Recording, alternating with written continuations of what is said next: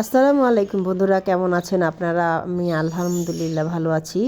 আজকে আমি একটু ডাল ভর্তা বানাচ্ছি, তাই আপনাদের সাথে শেয়ার করছি। এই যে ডালগুলোকে ভালো করে ধুয়ে নিয়েছি, রসুন দিয়েছি, কাঁচামরিচ দিয়েছি, লবণ হলুদ দিয়ে এবার আমি বসিয়ে দিচ্ছি। এই দেখুন বন্ধুরা, ডালগুলো আমার সিদ্ধ হয়ে গেল আলহামদুলিল্লাহ। এখন এগুলো থেকে আমি মরিচগুলোকে বেছে নেব, আর একটুখানি ভালো করে নেড়ে নিচ্ছি যাতে যা যা একটু গোটা গোটা আছে সব মানে মাখা মাখা হয়ে যাবে। অলরেডি আর পিষতে হবে না, এটা সিদ্ধ হয়ে গেছে সুন্দরভাবে। এখন শুধু আমি কাঁচামরিচগুলোকে হাত দিয়ে ওখান থেকে বেছে নিয়ে হাত দিয়ে ভালো করে কষলিয়ে নিচ্ছি। লবণ দিলাম সঙ্গে আর একটু দিয়ে ভালো করে কষলিয়ে নিলাম। এখন এই ডালগুলোকে নিয়ে মেখে নেব। আপনারা কে কে কেমন করে ডাল ভর্তাও বানান একটু জানাবেন, অবশ্যই জানাবেন। আর আমি এই যে ডাল ভর্তাগুলো করে নিলাম, এখন এখানে আমি একটু সরিষার তেল দিয়ে নিলাম।